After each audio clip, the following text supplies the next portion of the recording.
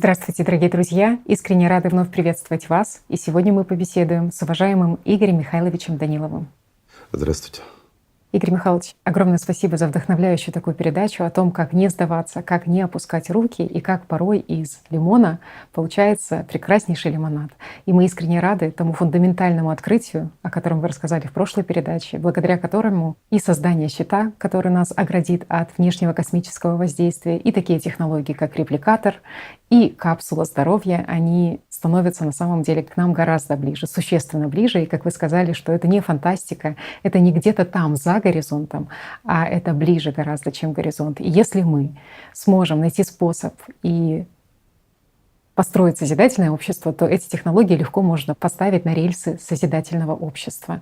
И вы знаете, Игорь Михайлович, это очень вдохновляет и то, что мы жизни можем спасти, и то, что мы можем жить в таком прекрасном мире, где будут доступны эти технологии. Но возник еще один интересный вопрос. А если все-таки наше человечество выберет альтернативный путь того, как справиться с климатическими катастрофами? Я сейчас говорю про идею создания единого научного центра, по сути, при сохранении потребительского формата. Будут ли в таком случае доступны вот эти технологии людям? И вообще, каким будет мир? Вот стабилизировали ядро, функцию океана восстановили, наш кондиционер заработал.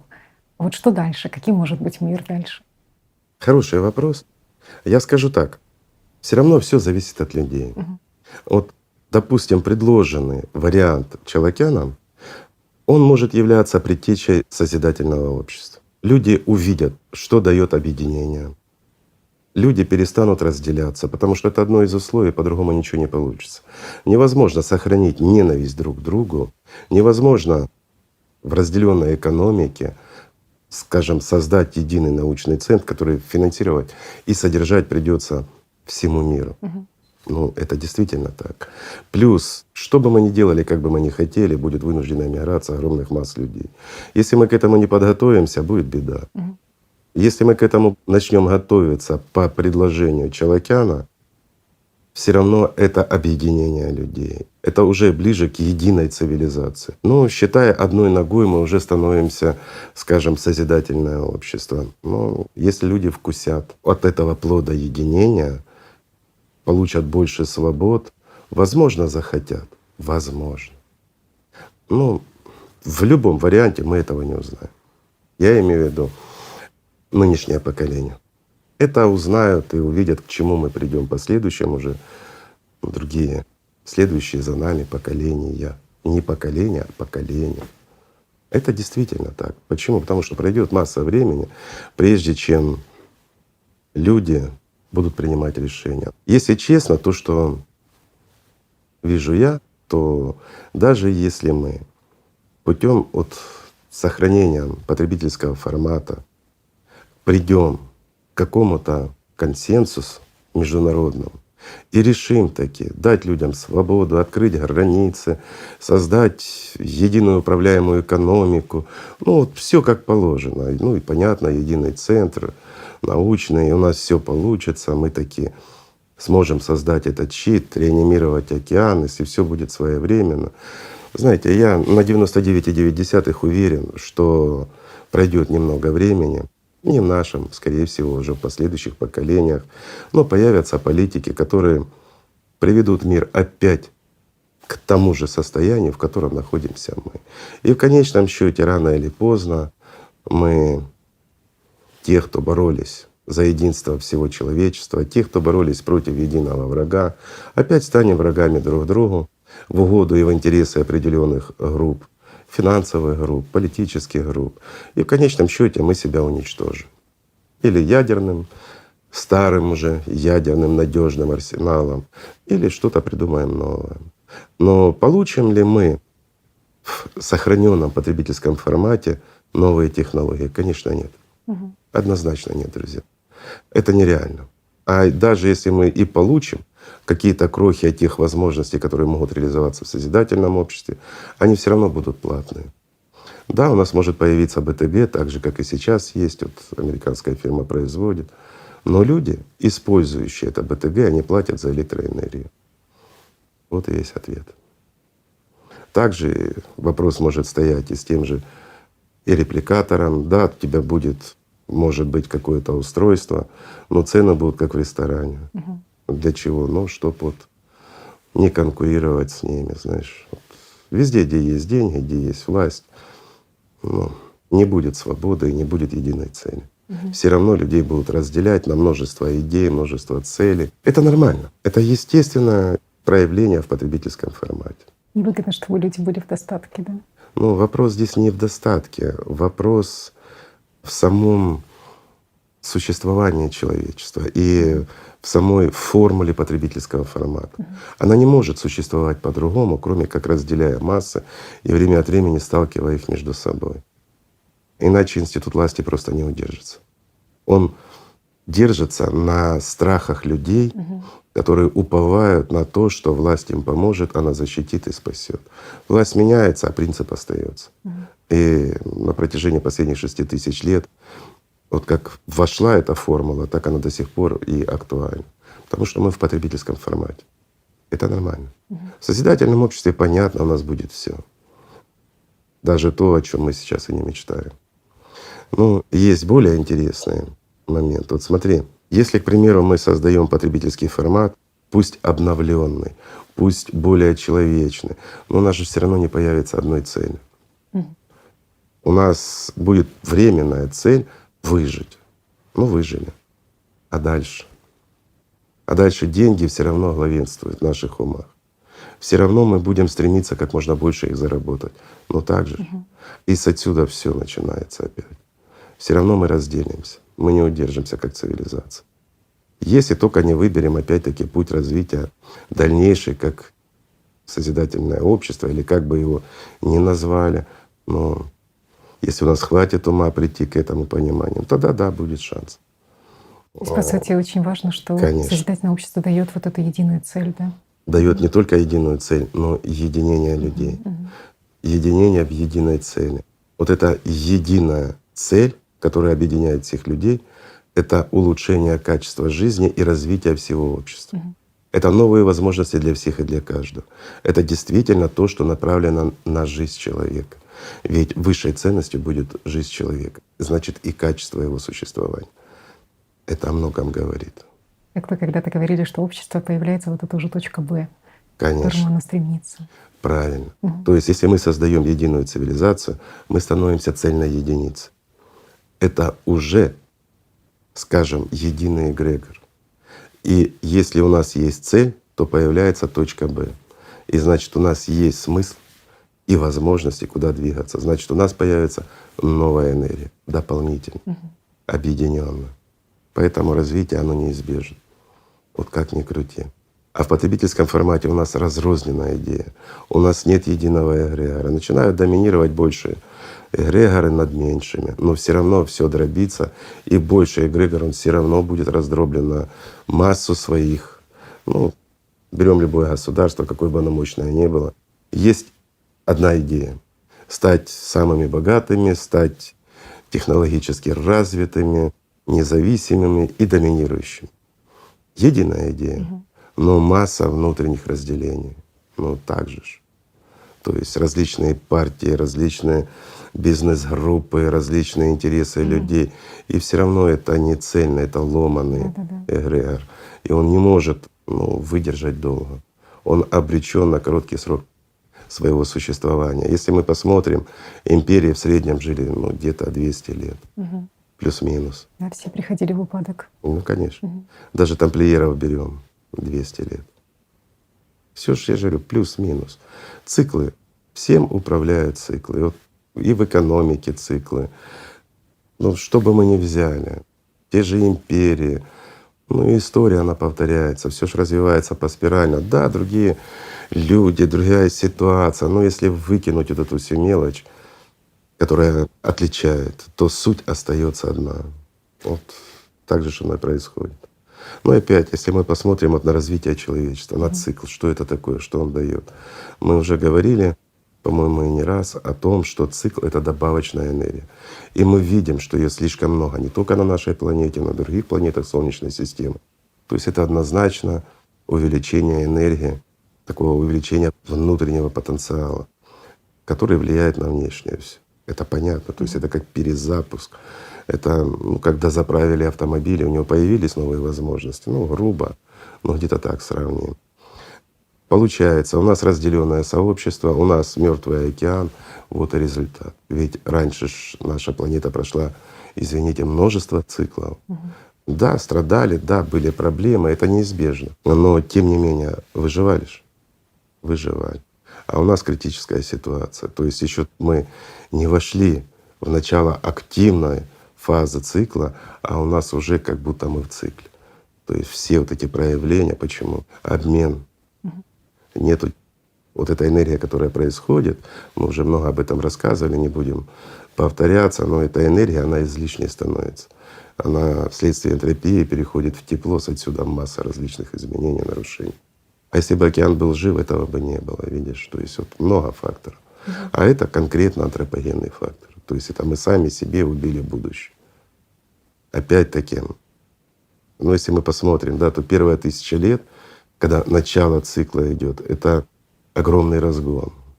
Потом, ну, скажем так, протекает более ровно все. Такой период стабильности. А потом начинается спад. Спад начинается где-то за 2000 лет.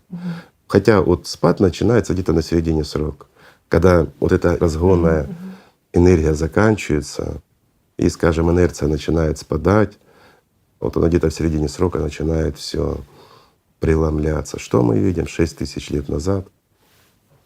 Четко и понятно начался потребительский формат. Все вот по прописанному. И как ни крути. А последние пару тысяч лет это вообще надлом. То есть это кривая вниз идет. И вот как раз в этом промежутке мы видим Иисус Христос, пророк Мухаммед. А о чем они говорили? Если мы уберем всю религиозную мишуру, вот просто глупость, надуманную и нанесенную людьми, то мы увидим, что Иисус Христос, что пророк Мухаммед, они нам говорили простые, банальные истины. От частного до общего. Ну это ж так. В частном они рассказывали, как человеку достичь мира духовного. Они рассказывали, нет никаких посредников, простые, понятные истины, что Богу можно прийти только через любовь и взаимоуважение всех и каждого. И в общем они говорили, что выжить мы сможем, лишь став единой цивилизацией. Ну это если убрать все. То есть построение созидательного общества, если говорить современным языком. Для тех, кто понимает, что такое созидательное общество. Ведь если мы посмотрим то, о чем они говорили, чему они учили, то так оно и есть. Они что, бегали с кадилами, не знаю, там стучали в бубен, плясали, танцевали. Ну не было этой глупости всякой. Они что, бубнили с утра до вечера какие-то там мантры, молитвы или еще что-то. Было простое обращение, но главное — это внутренняя духовная работа. То, чему они учили. Ну так же, так, это индивидуальная работа. Никто, ни один жрец за тебя ее не выполнит.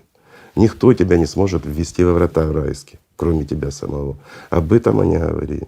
Возьмем слова Иисуса Христа, Он четко говорил, что храм Божий, Он внутри тебя. И если ты его не построишь в себе, ничего не получится. Каких бы ты дворцов каменных не делал, и чтобы ты там как бы ты не украшал, и чтобы ты там не творил, все это бессмысленно. Ну так же. Это в частном. А в общем говорили, что все мы должны быть братья, все мы должны быть, ну, скажем так, уважать и любить друг друга. То есть единая цивилизация. И вот тогда все откроется и все будет. Другого пути нет. Очень интересно. То есть они приходили вот именно в период упадка, Спада. как раз спада. Да, когда начинался спад. А давай мы посмотрим, что произошло за эти 2000 лет. Мы улучшились как люди или усугубили всю ситуацию? Конечно, усугубили. Что кто-то отменил рабство, нет, оно совершенствовалось. Как манипулировали людьми, так и манипулируют. Да, где-то появились какие-то призрачные свободы. А больше ли, чем тогда? Давайте глянем вот времена Иисуса Христа. Римское право. Мощное государство, Римская империя. Да? Они много завоевали, многими правили. Римский гражданин какими правами обладал? Какие свободы у него были? Можно их сравнить сейчас даже со свободами американцев? Ну, считается у американцев наибольшее количество свободы и прав, да? А я уже молчу за остальные страны. Ну вот вам и ответ. Мы улучшили ситуацию или усугубили? Конечно, усугубили. Вы знаете, Игорь Михайлович, вот тоже очень многие люди отмечают, что сейчас идет такая скорость развития событий, вот этих негативных, как бы и морального упадка, такая огромная, что они не то что реагировать, они не успевают фиксировать вообще то, что происходит вообще в обществе. А с чем вот это связано на сегодняшний день? Это тоже период упадка вот этого или… Ну, это естественно. То Мгм. есть это процесс. И как бы мы ни крутили, что бы мы ни делали, как бы мы ни хотели, скажем, от этого избавиться, если мы не изменимся сами, если мы не изменим наш потребительский формат, хотя бы ну, вот, по предложению Челокяна это не остановится. Мгм. Мы будем катиться в упадок. Ну, слава Богу, далеко не укатимся уже, Цербер климатический в миру, поэтому он этот мячик очень быстро остановит и порвет его как ту горелку. И все это прекрасно уже понимают. Ну, если глянуть на те климатические события, которые происходят сегодня, уже, извините, до самых глупых уже доходит, что мир на грани. Что надо что-то делать. А делать мы можем только одно — попытаться спасти себя, все человечество. Другого варианта нет. А так у нас, да, будет все равно катиться какое-то время и моральный упадок, и все на свете.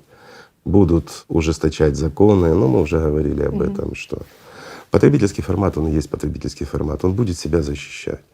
Для того, чтобы сохранить хоть немножко свою власть, ну, если они не услышат Челокяна, за нас я вообще молчу, нас вряд ли кто услышит, то все, что будет делаться, это направлено против человека, подавление его свобод. Но в первую очередь это право говорить, слышать и быть услышанным. Почему? Потому что это дестабилизирует, это напрягает. И понятно, что власть не может ничего противопоставить. Я имею в виду власть в глобальном смысле слова, любой страны.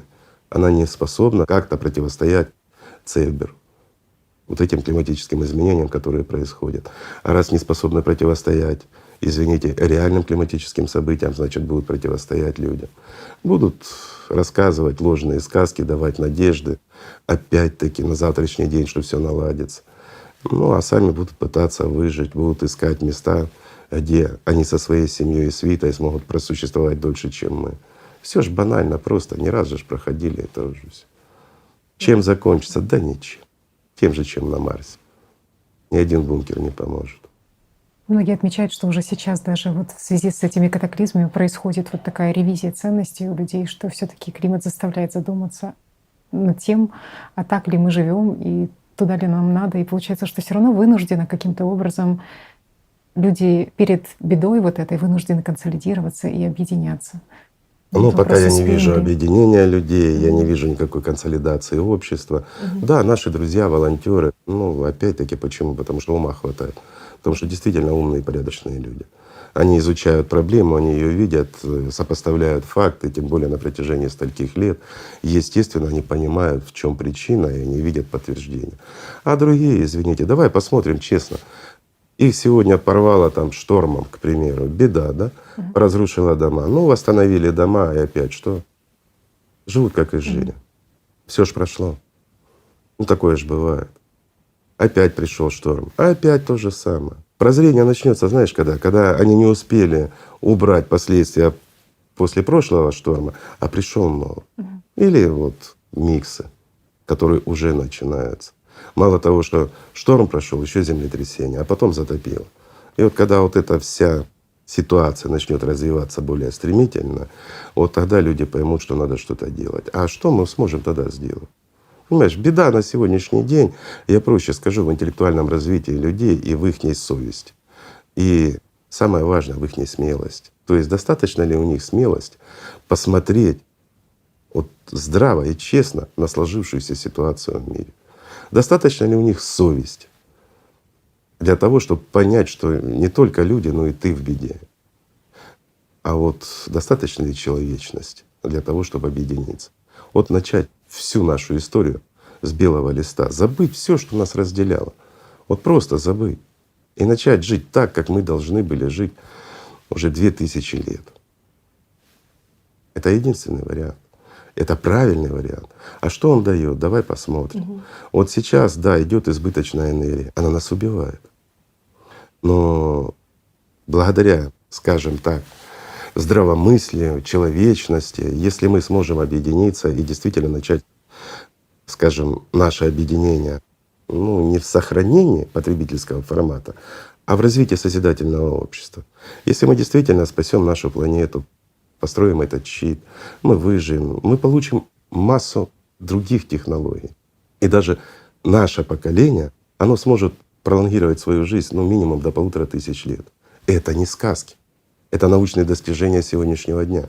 Просто многие об этом не ведают. В Википедии не написано, а в Гугле всего не найдешь. Ну я так отвечу вот этим, скажем, товарищам, которые всю информацию проверяют в Википедии, а там такого не написано. А вот если немножко позаниматься данным вопросом, можно найти массу ученых, которые достигли в действительности очень хороших результатов. Плюс новые технологии, вот вам 1500 лет как минимум. А что это дает? Когда общество объединено, когда цель определена, ну, я скажу проще, это наше поколение способно достичь уровня развития как единая цивилизация до 4-го уровня. А это фантастика. Мы даже представить себе не можем, какие возможности есть в цивилизации 4-го уровня развития. Да, на 5-е мы не сможем. На 5-е, извини, нужно дождаться следующего цикла, который будет, ну если мы 1000 лет проживем, разовьемся до 4-го уровня, то через 11 тысяч лет после нашего будет следующий цикл. И вот только тогда мы сможем войти, скажем, на 5-й уровень своего развития. Ждать А нового на импульса 6-е, жизни. да, а вот на 6-е нужно будет ждать 24-тысячелетнего цикла. Тогда мы сможем войти в 6-й уровень развития. Видишь, как все просто. И все честно, и все правильно. И какие в реальности есть перспективы, и что мы можем приобрести, и что мы можем потерять.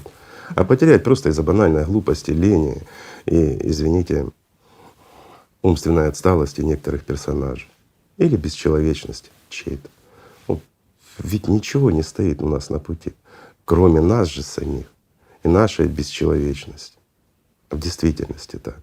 Но все зависит от людей. Найдем в себе силы к объединению, найдем в себе силы переступить через все прошлое, отказаться от того, чего у нас скоро и так не будет. У нас появятся возможности, те, о которых мы и не мечтаем. Это гораздо лучше, чем то, что имеют сейчас даже самые сильные мира сего. Да, власть, деньги, еще что-то, но оно не даст ни в коем образе того, что может дать созидательное общество им и их поколению. Ну, Очень важно сейчас правильно воспользоваться этим импульсом жизни, который идет. важно. А вот как мы поступим, это уже вопрос. Все зависит от людей. Тут общая, скажем, проблема и общее решение. Все от людей зависит. Так что, друзья, главное не сдаваться, видеть цель и не замечать препятствий. Правильно? И все будет хорошо. Шансы хорошие. А это главное. Действительно шанс есть, и шанс хороший. Но для этого нам нужно построить созидательное общество. И все будет хорошо. Правильно? Да. Спасибо. Огромное спасибо, Игорь Михайлович. Спасибо вам, друзья. Мира вам и любви Божией.